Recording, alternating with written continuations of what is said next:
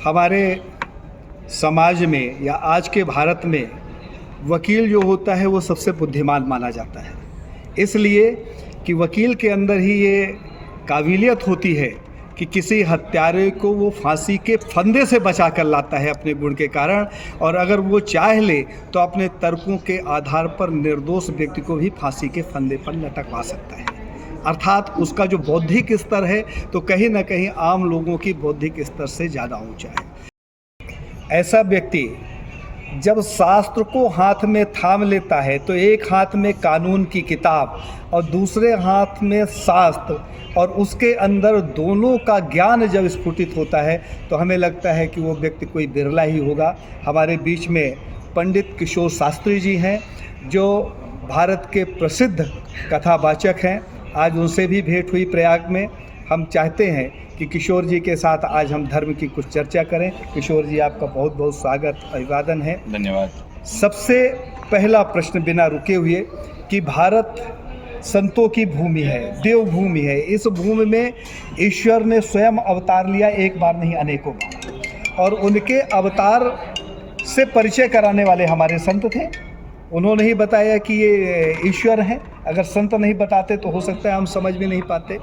आज उस पवित्र भारत में जो देवभूमि रही है वहाँ संतों का एक बड़ा माया जाल फैल गया है, या अपन ये कह सकते हैं कि संतों के गिरोह पैदा हो गए हैं। उसमें फर्जी संतों की बारसी आ गई है। कथावाचन में हम ये देखते हैं कि जो कथावाचक होते हैं वो कथा कम कहते हैं, डांस, नाच, गाना ये ज़्यादा करते हैं। भागवत जी में कृष्ण जी के पौरुष का वर्णन कम होता है, रुक्मिणी विवाह ज़्यादा दिखाया जाता है, जिसके कारण लोग उसको गलत भाषा में ले जाकर लव जिहाद जैसी घटनाएं घटित करने लगते हैं। लड़कियां भागने लग जाती हैं। भगोड़ा लड़का जो अपने आप को कृष्ण प्रदर्शित करने लगता है और वो लड़की अपने आप को रुक्मिणी बताने लगती है। तो ये जो धर्म के साथ खेल हो रहा है उसके पीछे क्या ऐसा नहीं लगता आपको कि भारत में फर्जी कथावाचक जिनको शास्त्रों का ज्ञान नहीं है वो व्यास गद्दी में बैठकर भारत की संस्कृति को ख़त्म करने का काम कर रहे हैं? बहुत अच्छा सवाल उठाया आपने। ये प्रश्न तो बहुत अच्छा है। आपने देखा होगा कि कोई फर्जी तहसीलदार बनकर घूम रहा है, कोई फर्जी सरपंच का बोर्ड लगाकर घूम रहा है। कभी आपने ये नहीं देखा होगा कि मैं फर्जी गुंडा हूँ, ऐसा कोई नहीं कहता। कोई ये नहीं कहता कि मैं फर्जी प्यून हूँ, ऐसा नहीं कहता। इसका मतलब यह है कि जहाँ शुद्धता होती है वहीं मिलावट की अपेक्षा है या वहीं मिलावट हो सकती है। जो मिलावटी पहले से उसमें मिलावट नहीं की जा सकती। दूसरी बात, हमारे यहाँ कानून में कहीं भी इसके लिए कोई प्रावधान नहीं है कि कोई फर्जी संत बन जाए तो उसके ऊपर क्या दंडनीय अपराध लगाया जाए। अगर आप ये कहते हैं कि मैं फर्जी सरपंच हूँ, मतलब सरपंच का दावा आप करते हैं और वस्तुतः आप सरपंच नहीं है, तो आपके ऊपर आपने गलत परिवेश धारण किया है, ऐसा क्रिमिनल गुना आपके ऊपर लागू हो सकता है। ऐसे केस हमने चलाए भी हैं। लेकिन कोई कहे कि मैं शंकराचार्य हूँ और वो शंकराचार्य वास्तव में नहीं, तो उसके ऊपर आप कोई केस नहीं कर सकते। ऐसा आज का संविधान हमारा भारत का है। इसका मतलब ये हुआ कि हमारा संविधान फर्जी संत होने की छूट दे रहा है। एक बात यह है, तो उसमें ये संशोधन होना चाहिए कि संतों में या धर्म संस्था में भी कोई अगर अपने आप को जो न होते हुए होने का दावा करता है तो उसके ऊपर दंडनीय कार्यवाही हो सके, ऐसा होना चाहिए। दूसरी बात, जो आपने ये प्रश्न उठाया कि संतों में फर्जी की बाढ़ आ गई है, इसका कारण यह है कि मनमाने ढंग से शास्त्रों का अनुवादन, अर्थघटन या उस परंपरा को तोड़कर नई परंपरा चलाने की बात, और उसमें जिसको अपने आप को जो लोग हिंदूवादी संस्थाएं कहते हैं, राष्ट्रीय स्वयंसेवक संघ हो या विश्व हिंदू परिषद हो, ये सब लोग, भारतीय जनता पार्टी भी उसमें शामिल है, ये सब जो षड्यंत्र कर रहे हैं उनका कहना है वर्णाश्रम धर्म को नष्ट करो, इसलिए जिनको संन्यास का अधिकार नहीं है उनको भी संन्यास दिया जा रहा है। एक दो नहीं, इसी कुंभ में हजारों ऐसे लोग हैं जिनको संन्यास का अधिकार न होते हुए भी संन्यास देने का, महामंडलेश्वर बनाने का एक प्लान चल रहा है, षड्यंत्र चल रहा है। तो इसी प्रकार अगर चलता रहेगा तो केवल भगवे वस्त्र पहनने से, मैंने ये भगवा शाल डाल दिया तो मैं संत नहीं हो गया, तो मुझे ये संत बनने का अगर शौक चढ़ गया है तो नहीं चलेगा। तो ये जो जिस प्रकार से वार्ताएं चला रहे हैं, तो इनका कहना है वर्णाश्रम धर्म को कैसे भी करके खंडित करो, उसको नष्टप्राय कर दो, और उसके लिए कौन कर सकता है? तो रावण भी जब सीता का हरण करने के लिए गया तो संत का वेश बनाकर गया, तो ये संत के भेष में अपने कार्यकर्ताओं को घुमा रहे हैं, उनको संत बनाकर पीठों में भेज रहे हैं। कई जगहों पर उनके लोगों को संत बनाकर उन्होंने कब्जा कर लिया है। ये आगे जाकर शंकराचार्य जैसी, रामानुजाचार्य जैसी, वल्लभाचार्य जैसी, निम्बार्काचार्य जैसी जो वस्तुतः सत्य पीठ है और सनातन धर्म का रक्षण करने वाली पीठ है, इनको नष्ट भ्रष्ट करने का षड्यंत्र है।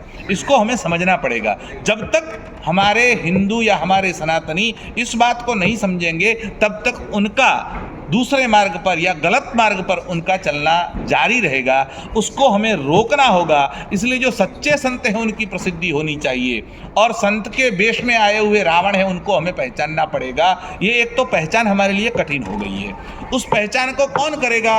अगर कोका कोला के नाम से कोई अगर दूसरी कंपनी कोका कोला नाम लिखकर बेच रहा है बाजार में, तो आप उसके ऊपर केस कर सकते हैं कि ये कोका कोला नहीं है, ये कोई डुप्लीकेट है।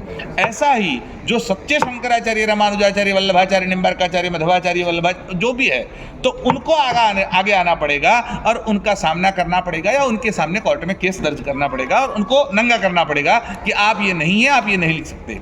दूसरी एक परंपरा चली है जगत गुरु लिखने की। जो कोई आया जगत गुरु बनता जा रहा है। इसी कुंभ में आप एक चक्कर लगाइए, आपको कम से कम 300 जगत गुरु मिलेंगे। ये जगत गुरु कहाँ से आ गया? हर कोई जगत गुरु कैसे बन सकता है? और जगत गुरु की पदवी कौन दे रहा है? जो नीचे के लोग हैं। जगत गुरु की पदवी देने का अधिकार है किसी को क्या? वो आचार्य शंकर ने जो अपनी परंपरा स्थापित की, तो शंकराचार्य ने 4 लोगों को 4 पीठ बनाए और 4 ही केवल जगत गुरु लिख सकते हैं। इसके अलावा कोई जगत गुरु नहीं हो सकता।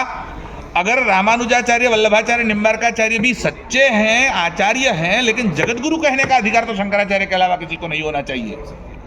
क्योंकि अगर आप रामानुजाचार्य तो केवल विष्णु को मानते हैं, निम्बार्क के या वल्लभ के हैं तो आप केवल विष्णु को मानते हैं। शंकराचार्य की परंपरा ही ऐसी है जिसमें पंचायतन पूजा है, इसलिए इसमें राम, कृष्ण, शिव, हनुमान, जो भी आप देवी है, गणेश है, सूर्य है, सबका समावेश हो जाता है। अगर शंकराचार्य के पास कोई जाता है और कहता है कि मुझे गणेश की दीक्षा चाहिए, तो वो गणपति का मंत्र देते हैं। कोई कहता है कि मुझे देवी की आराधना करनी है तो देवी का मंत्र देते हैं। कोई कहते हैं सूर्य की करनी है तो सूर्य का मंत्र देते हैं। विष्णु और शिव का तो देते ही है।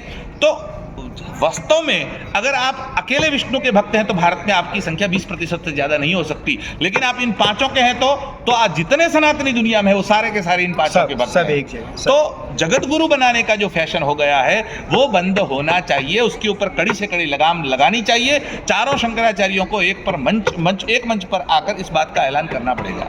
दूसरी बात आपने उठाई कथावाचकों की। कथावाचकों की भी यही हालत है कि उन्होंने किसी को शास्त्र का अध्ययन नहीं करना है। सबका ध्यान कहाँ है? चढ़ावा कितना आया, पैसा कितना बढ़ा, कौन कर रहा है, कितने पैसे आ रहे हैं। तो भागवतकार ने भागवत जी में ही इस बात की स्पष्टता कर दी है। उन्होंने ही लिखा कि कारिता कणलोभेन कथा सारस्ततो गतः।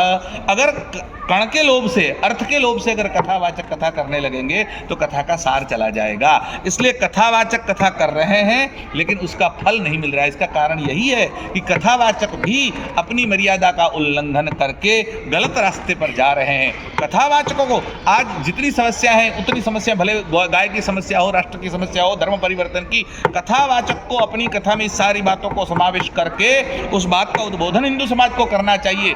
केवल कथा करनी यानी आप स्टोरी बनाकर स्टोरी पीरस रहे हैं, ये नहीं। धर्म का उपदेश करने का अधिकार किसको है? तो इसलिए हमारे यहाँ कहा गया ब्राह्मण ही उपदेश करेगा और कोई उपदेश नहीं करेगा। भगवान श्री कृष्ण ने भी विदुर जी को जब ये उपदेश देना था एकादश स्कंद का, तो उद्धव से कहा कि विदुर को कहना कि मैत्री ऋषि से ये उपदेश सुन ले। उन्होंने ये नहीं कहा उद्धव से कि तुम जाकर ये उपदेश सुना देना, क्योंकि तुम ब्राह्मण नहीं हो इसलिए तुमको ये उपदेश करने का अधिकार नहीं है। तो अधिकार जो है वो हर किसी के पास नहीं होना चाहिए। डॉक्टर का अधिकार डॉक्टर के पास सुरक्षित है, जज का अधिकार जज के पास रहना चाहिए, वकील का वकील के पास रहना चाहिए। अगर डॉक्टर कहता है कि मुझे अच्छा केस लड़ना आता है तो कोर्ट परमिशन नहीं देती, किसी का केस नहीं लड़ सकता। और कोई वकील कहता है कि मैं ऑपरेशन अच्छा कर सकता हूँ तो वो शस्त्र नहीं उठा सकता। इसलिए एक ही चीज होते हुए दो बातें अलग अलग है। तो अपने अपने अधिकार की सीमा में रहकर अगर ये बात चली जाए, इसलिए व्यासपीठ का शोधन आवश्यक है। जब मैं व्यासपीठ कहता हूं तो उसमें संत भी आ गए और कथावाचक भी आ गए। तो व्यासपीठ का शोधन होना चाहिए, एक आचार संहिता बननी चाहिए। और परम धर्म संसद के माध्यम से हम तो मांग करते हैं कि एक आचार संहिता इनके लिए भी जारी हो कि कथावाचक और संत अपनी मर्यादा को कैसे सुरक्षित रखें। अभी आपने चर्चा में बताया कि भारत का संविधान धर्म की रक्षा के लिए उत्तरदायी नहीं है, अर्थात भारत का संविधान धर्मयुक्त नहीं है, ये बात स्पष्ट होती है। यही कहना चाहिए। बिल्कुल स्पष्ट रूप से है, क्योंकि वो अपने आप को बिन सांप्रदायिक कहते हैं, वो सेक्युलर की बात करते हैं, उनका धर्म से कोई लेना देना ही नहीं है। वो बिन सांप्रदायिक रहे तब तक तो ठीक है, लेकिन वो तो अधार्मिक बनते जा रहे हैं। तो सेक्युलर का अर्थ बिन सांप्रदायिक होता तो ठीक है, लेकिन अधार्मिक बनना ये तो उसकी व्याख्या हो ही नहीं सकती। नहीं, बिल्कुल जी, हम किसी धर्म के नहीं हैं तो हम तो फिर मानव ही नहीं है, कुछ भी नहीं, बिल्कुल शून्य है। हाँ। और जो शून्य है उसकी गणना कैसे किया? क्योंकि हर एक का धर्म है, हमारा ही धर्म है ऐसा नहीं, संतों का ही ऐसा नहीं, सनातनियों का ऐसा नहीं, पत्थर का भी अपना धर्म है, झाड़ फल फूल का भी अपना धर्म है, गधे का भी अपना धर्म है, पानी का भी अपना धर्म है, पृथ्वी का भी अपना धर्म है, आकाश का वायु का भी अपना धर्म है, अग्नि का भी अपना धर्म है। तो हर एक का अपना धर्म होता है, तब अधार्मिक कभी भी नहीं बन सकते। वर्तमान समय में जो धर्म का नुकसान हुआ है, संत परंपरा को खंडित करने के जो यत्न हुए हैं, उसमें भारतीय जनता पार्टी, आरएसएस और विश्व हिंदू परिषद का महत्वपूर्ण योगदान है। आपने ऐसा कहा। ये बात आपसे पहले हमने पूज्य गोवर्धन पीठाधीश्वर निश्चलानंद सरस्वती जी के मुख से भी सुनी, और आपने उस बात की तस्दीक की कि इन्होंने धर्म की ओढ़नी ओढ़कर धर्म को नष्ट और भ्रष्ट करने का प्लान बनाया, षड्यंत्र किया, ऐसा कहो। ताना बाना बना। क्योंकि आप उस व्यास गद्दी पे बैठते हैं तो आपको व्यास गद्दी की मर्यादा भी मालूम है, और उसके साथ होते हुए षड्यंत्र को भी आप आसानी से देख पाते हैं। ऐसी स्थिति में इस भरत भूमि में, इस धर्म भूमि में धर्म की रक्षा कैसे हो, ये एक बड़ा प्रश्न है। तो उसका क्या कोई फार्मूला है? क्या अपन इस बात पे चिंतन कर सकते हैं कि हमारे भारत में धर्म जीवित रहे, धर्म की रक्षा कैसे हो? धर्म की रक्षा करने के लिए हमें क्या करना चाहिए? स्पष्टतया धर्म और संप्रदाय में भेद है, इसलिए धर्म कहकर आप अगर धर्म की रक्षा की बात करें तो कोई मुसलमान कहेगा कि ये तो मेरे धर्म की बात भी इसमें आ गई, कोई ईसाई कहेगा कि मेरे धर्म की बात आ गई। तो ऐसा नहीं है। जब हम धर्म बोलते हैं तो वो केवल सनातन धर्म है, बाकी सब जितने भी हैं वो रिलीजियन है, वो पंथ है, वो मजहब है, वो सेक्ट है, वो फिरके हैं, वो पंथ है, संप्रदाय है, लेकिन धर्म तो केवल सनातन धर्म है। सनातन धर्म को छोड़कर और कोई धर्म है ही नहीं। इसलिए आप धर्म कहते हैं तो मैं समझ लेता हूं कि आप सनातन धर्म की बात कर रहे हैं। बिल्कुल, सनातन की ही बात। अब जब सनातन की हम बात कर रहे हैं तो सनातन धर्म को 4 नामों से हम जानते हैं। सनातन को ही हिंदू कहते हैं, सनातन को ही वैदिक कहते हैं, और सनातन को ही आर्य धर्म कहते हैं। ये चारों उनके सिनोनिमस पर्यायवाची शब्द हैं। तो भगवान शंकराचार्य ने भगवत गीता के ऊपर भाष्य लिखा, तो उस भगवत गीता के भाष्य के उपोद्घात में भगवान शंकराचार्य ने स्पष्ट किया, ब्राह्मणत्व से ही रक्षणेन रक्षित स्याद वैदिको धर्म। ब्राह्मणत्व की रक्षा से ही वैदिक धर्म की रक्षा होगी। मतलब कैसे रक्षा होगी, तो उन्होंने उत्तर दे दिया है, आज से 2500 वर्ष पूर्व दिया है कि ब्राह्मणत्व की रक्षा करो, अपने आप सारी रक्षा हो जाएगी। ब्राह्मणत्व की रक्षा मतलब क्या? ब्रह्म समाज की रक्षा ऐसा नहीं है, केवल ब्राह्मण समाज की रक्षा ऐसा नहीं है। आप बाहर निकले और बाहर बारिश हो रही है, आप छाता खोलेंगे तो छाता केवल सर के ऊपर रहता है, लेकिन रक्षा तो पूरे शरीर की करता है। इसलिए ब्राह्मण शरीर में, पूरे शरीर में ब्राह्मण हमारा मस्तिष्क है। जो वेद पुरुष की या विराट पुरुष की कल्पना है उसमें ब्राह्मण भगवान का मस्तिष्क है। इसलिए मस्तिष्क की रक्षा करो, बाकी सबकी रक्षा हो जाएगी। इसलिए ब्राह्मणत्व की रक्षा होने से क्षत्रत्व की, वैश्यत्व की, शूद्रत्व की, नारीत्व की, सबकी रक्षा उसमें समाहित हो जाती है। अब ब्राह्मणत्व की रक्षा कैसे करें, दूसरा प्रश्न हो जाएगा। और ब्राह्मणत्व की रक्षा से ये वैदिक धर्म की रक्षा होगी तो क्या फल मिलेगा? तो हमारे गुरुजी पूज्यपाद चंद्रशेखर पंडित जी महाराज बहुत सुंदर बात बताते हैं कि वैदिक धर्म के अलावा विश्व कल्याण का और कोई उपाय नहीं है। विश्व को अगर आपको सही तरीके से हैंडल करना है और अपने गंतव्य स्थान पर ले जाना है तो केवल वैदिक धर्म सबको बचा सकता है। अब वैदिक धर्म से विश्व कल्याण हो सकता है, और वैदिक धर्म अगर ब्राह्मणत्व से रक्षा से बच सकता है तो हमें हमारा प्राथमिक धर्म ब्राह्मणत्व की रक्षा मतलब विश्व कल्याण है, केवल धर्म की रक्षा नहीं है। तो ब्राह्मणत्व की रक्षा के साथ साथ क्या जुड़ जाएगा? तो ब्राह्मणत्व की रक्षा के साथ साथ वर्णाश्रम धर्म जुड़ जाएगा, यानी वर्णाश्रम धर्म की रक्षा होनी चाहिए। सारे वर्ण, जिसका बीज बचा रहना चाहिए। अब ये लोग जो है, जिसका हमने पहले भी जिक्र किया, राष्ट्रीय स्वयंसेवक संघ, ये लोग अपने अंदर एक पूरा विभाग चलाते हैं अंतर जातीय विवाह का। अब अंतर जातीय विवाह होगा तो इसका परिणाम क्या आएगा? वर्णशंकर था। अब वर्णशंकर हो गए, उसका परिणाम क्या आएगा? भगवान श्री कृष्ण गीता में अर्जुन से वार्ता करते हैं। अर्जुन युद्ध न करने के लिए अलग अलग बहाने ढूंढता है और अर्जुन कहता है इससे ये नुकसान होगा, इतने लोग मर जाएंगे, इतना आर्थिक नुकसान, इतना सामाजिक नुकसान, इतनी विधवाएं हो जाएगी, सारी बातें गिनाता है। भगवान हाँ कहते हैं, ये बात गलत है, ये बात गलत है, ये बात गलत है, और भगवान ने सबका खंडन किया। लेकिन अंत में जाकर अर्जुन ने एक बात बोली और अर्जुन ने कहा कि ये सारी विधवाएं अगर अपने ऊपर संयम न रख सकी तो परिणाम क्या होगा? तो परिणाम ये होगा कि उससे वर्णशंकर प्रजा पैदा होगी और शंकरो नरकायैव, और वो शंकर जो वर्णशंकर प्रजा होगी वो सबको पितृओं को नरक में ले जाएगी और लुप्त पिंडोदक क्रिया, श्राद्ध वगैरह क्रिया खत्म हो जाएगी। और भगवान ने केवल एक ही बात अर्जुन की मानी और ये बात थी, भगवान ने कहा ये बात तुम्हारी सही है, वर्णशंकर प्रजा नहीं होनी चाहिए। तो ये बात जो है, वर्णशंकर प्रजा अगर न हो तो अपने आप धर्म की रक्षा हो जाएगी। धर्म के पालन से ही धर्म की रक्षा होती है। धर्म की रक्षा के लिए तलवार उठानी है या बंदूक लेनी है या तोप तलवार बॉम्ब लेके बैठना है, नहीं। धर्म की रक्षा कैसे? हम अपने धर्म को पालन करें, वही धर्म की रक्षा है। हम लोग शिखा रखते हैं, आपने भी शिखा रखी। अब जो शिखा रखना प्रत्येक हिंदू का कर्तव्य है, वो ब्राह्मणों के लिए नहीं है। ब्राह्मण, क्षत्रिय, वैश्य, शूद्र सबको शिखा रखनी है।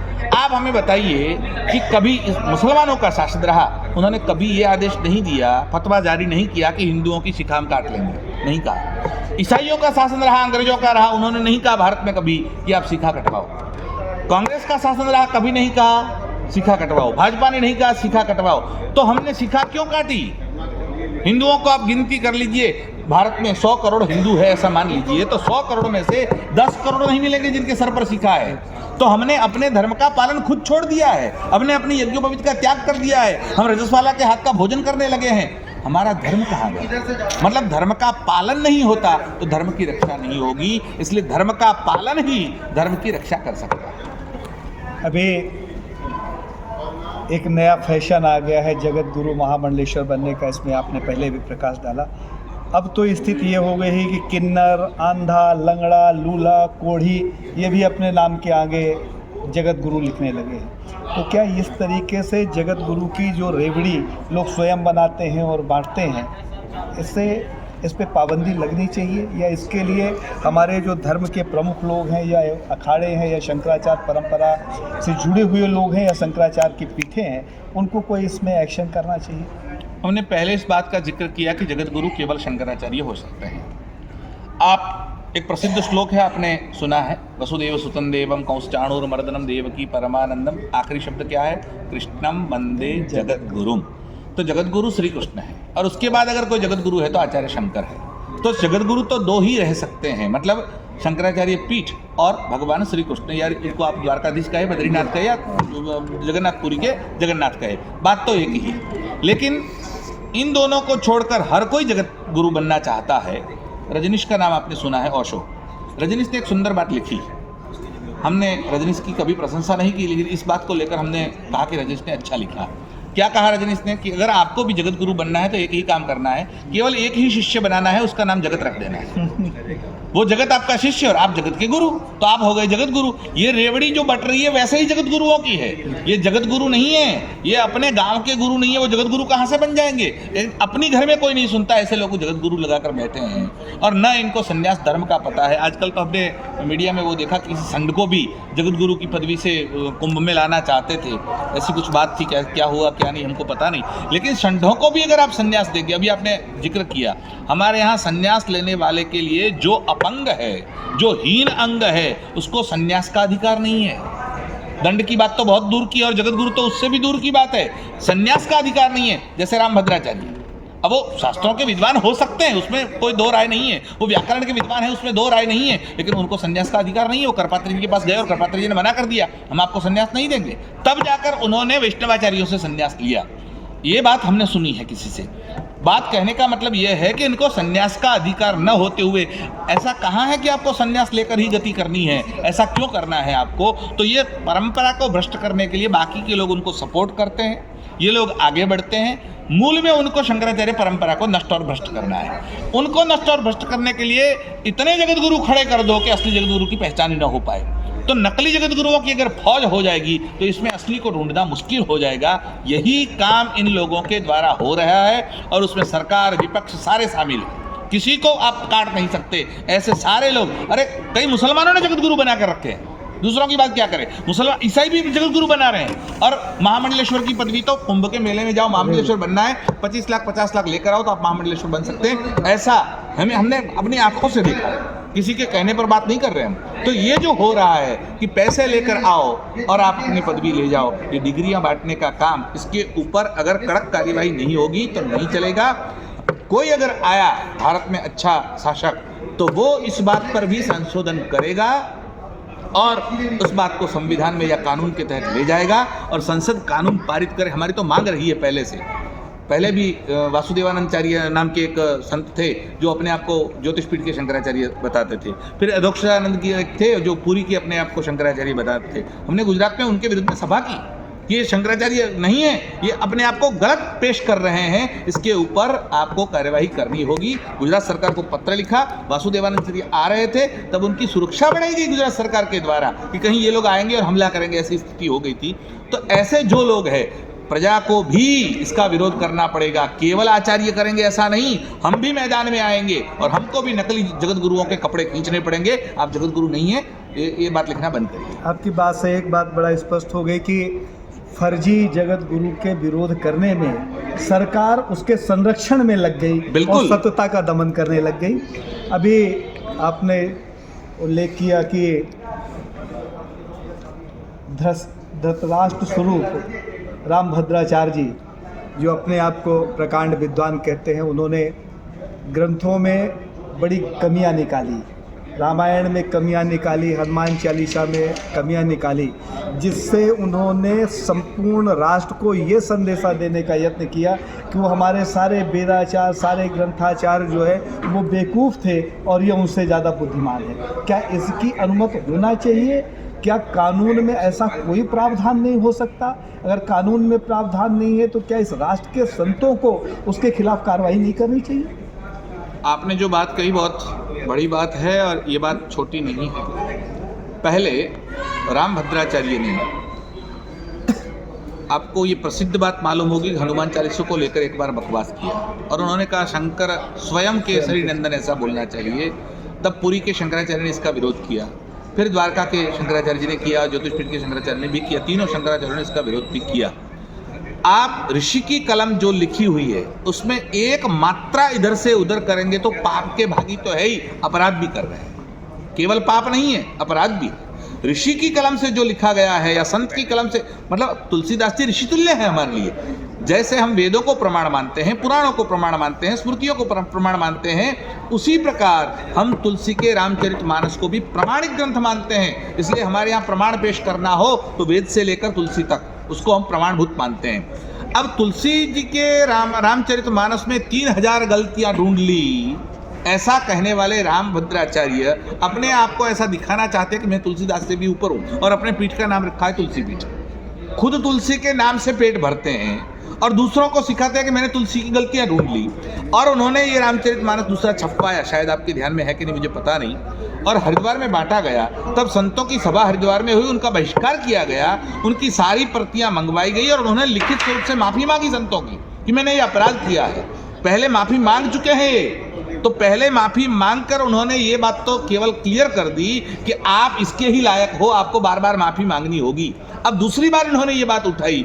अब दूसरी बात इसके साथ हम जोड़ना चाहते हैं कि केवल रामभद्राचार्य नहीं, संघ के प्रमुख मोहन भागवत का स्टेटमेंट आप सुनिए। उन्होंने कहा कि शास्त्रों में संशोधन आवश्यक है।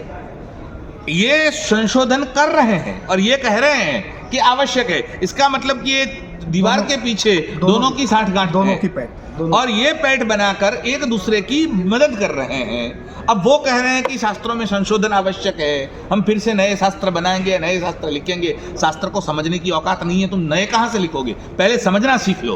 और ये कर रहे हैं। अब इन्होंने जो वेद मंत्र है ओम शांति शांति शांति जिसकी पूर्णाहुति करते हैं, उन्होंने कहा ओम क्रांति क्रांति क्रांति। वेद मंत्रों में संशोधन करने का अधिकार तुमको किसने दिया? अरे वेद मंत्रों को समझना चाहिए, समझाना चाहिए, और वो भी शास्त्रीय आधार पर। सायण और माधव को देखकर आप ऐसे ही अपने मनमाने ढंग से वेद की व्याख्या भी नहीं कर सकते। इसलिए ये दोनों मिलकर हम पूरे हिंदुओं के साथ ठगाई कर रहे हैं। ऐसे एक दो नहीं है, और भी इसमें जुड़े हुए हैं। जैसे कई कवि है, कई लेखक है, कोई मनोज मुंशीर करके था, ये कुमार विश्वास इतना बड़ा नाम हो गया है, बहुत अच्छी उनकी कविताएं बहुत अच्छी होती है, उसमें दो राय नहीं है। लेकिन ये सब मिलकर रामायण में वाल्मीकि का उत्तरकांड प्रक्षिप्त है ऐसा समर्थन करने में तुले हुए हैं।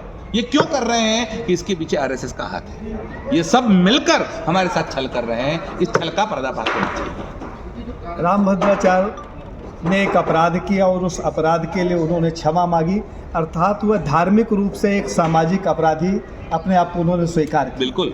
और हम जिस धर्म से आते हैं, सनातन धर्म से, हिंदू धर्म से, वहाँ पूर्व जन्म के पाप और पुण्य के आधार पर जीवन जीने का जो फल है वो काउंट होता है। बड़ी सीधी सी बात है।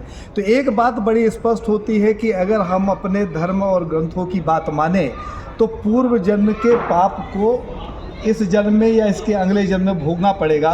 तो अगर रामभद्राचार्य की दोनों आंखें नहीं हैं तो एक बात तो बड़ी स्पष्ट होती है कि उन्होंने पूर्व जन्म में कोई इतना घृणित पाप किया था जिसके परिणाम स्वरूप उनकी दोनों आंखें नहीं है। हमारा शास्त्र ऐसा कहता है, अब शास्त्र से बाहर तो जा नहीं सकते। बिल्कुल बिल्कुल बिल्कुल। अब अगला प्रश्न एक मैं आपसे जानना चाहता हूँ कि इस समय कुंभ का आयोजन हो रहा है, अभी प्रचारित भी है कि साल में एक बार माघ का मेला होता है, 6 वर्ष में अर्ध कुंभ, 12 वर्ष में कुंभ, और जब 12 वर्ष के 12 कुंभ बीत जाते हैं 144 वर्ष में, अर्थात 144 वर्ष पूर्ण होने पर तो महाकुंभ होता है। महाकुंभ का नाम दिया गया है इस कुंभ में। यहाँ लाखों करोड़ों लोग आए, 33,000 करोड़ का हमने सुना बजट है, वो बजट सरकार का है। अगर उस बजट के बाहर हम देखें तो संतों ने और भक्तों ने मिलकर भी इससे कम पैसा खर्चा नहीं किया। जितना पैसा इस कुंभ में खर्चा किया जा रहा है उसका मूल उद्देश्य तो सिर्फ एक ही है ना, कि धर्म की परंपरा जीवित रहे, धर्म जीवित रहे, राष्ट्र में बंधुत्व की भावना फैले, हमारा समाज विखंडित ना हो, राष्ट्र की अखंडता दूषित ना हो।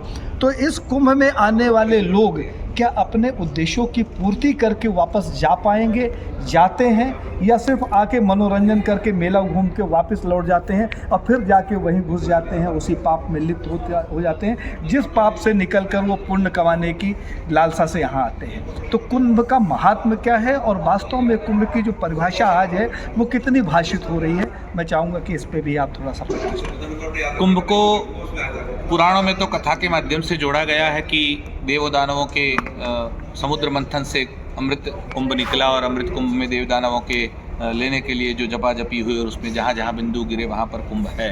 ये सारी बातें पुराणों में है, लेकिन वेदों में इस बात को थोड़ा आगे जाकर कहा गया और वेदों ने जिस प्रकार से हमारे यहाँ व्याख्यायित किया गया है। तो कुंभ क्या है, तो कुंभ के लिए कम जलम, कम शब्द का अर्थ है जल, क शब्द के कई अर्थ है, उसमें क शब्द का अर्थ एक जल है, और उम्भयति मतलब पूर्ण करना, उसमें पूरा जाता है। तो जो खाली घट है उसको पूरा करना, भरना, पूरा भरना, उसी का नाम कुंभ है। जब तक वो पूरा नहीं होता तब तक वो कुंभ नहीं है। खाली घड़े को कुंभ नहीं कह सकते, जो भरा हुआ है तभी वो कुंभ है। तो जो आने वाला है वो यहाँ आकर अपनी सांसारिक मनसाएं जितनी भी है, इच्छाएं जितनी भी है, उसको खाली करके यहाँ से संतों के आशीर्वाद, संतों के वचन, शास्त्रों के वचन, इसको उसमें पूर्ण रूप से भरकर यहाँ से जाए, तभी वो कुंभ सार्थक है। ये परिभाषा, यही उसकी परिभाषा है। जब तक उसको पूर्णित नहीं किया जाता, इसलिए हमारे यहाँ आपने रामचरितमानस में भी सुना होगा कि जब मानस में शुरुआत होती है तब भरद्वाज का वर्णन आता है। तो भरद्वाज की कब आए, जब मकर यानी मकर में सूर्य आया तब वो आए। तो माघ मकर गति ऋषि सब आए और वहाँ पर भरद्वाज के वहाँ गए और वहाँ भरद्वाज ने रामायण की कथा सुनाई और फिर वो याज्ञवल्क्य के पास गए और याज्ञवल्क्य से उन्होंने रामचरितमानस की कथा सुनी। मतलब यहाँ आकर कुंभ में उन्होंने अपने आप को पूर्ण किया। ऐसा नहीं था कि भरद्वाज को राम कथा मालूम नहीं थी, लेकिन भरद्वाज उसके पास जाकर क्यों कहते हैं याज्ञवल्क्य से कि मुझे कथा सुनाइए, इसलिए कह रहे हैं कि भाई मैं पूर्ण हो जाऊं। तो पूर्ण होने के लिए यहाँ आकर अगर आप कल्पवास करते हैं, जप करते हैं, तप करते हैं, नियम करते हैं, अरे कम से कम यहाँ आकर गंगा जी के जल का आचमन करके आप प्रतिज्ञा करते हैं कि मैं धर्म के विरुद्ध कार्य नहीं करूंगा, तो भी आप पूर्णता को लेकर जा रहे हैं। इस पूर्णता को लेकर जाने का नाम ही कुंभ है। किशोर शास्त्री जी, जो वकील होने के साथ एक कथावाचक भी हैं, विद्वान हैं, उन्होंने कुंभ की जो परिभाषा बताई तो उससे बड़ा स्पष्ट है कि आने वाले लाखों करोड़ों लोग संपूर्ण विश्व से, बहुत से लोग जो विदेशों में रहते हैं वो भी कुंभ स्नान करने के लिए आते हैं। तो कुंभ में जब आएँ तो किशोर जी के इस वचन का ध्यान रखें कि आपको यहाँ आकर अपने जीवन के खुशहाली ज्ञान के कुंभ को, धर्म के कुंभ को भर कर लेकर जाना है, ताकि आपके जीवन की सार्थकता इस राष्ट्र को भी महसूस हो, समाज को भी उसका लाभ मिले और परिवार को भी उसका लाभ मिले।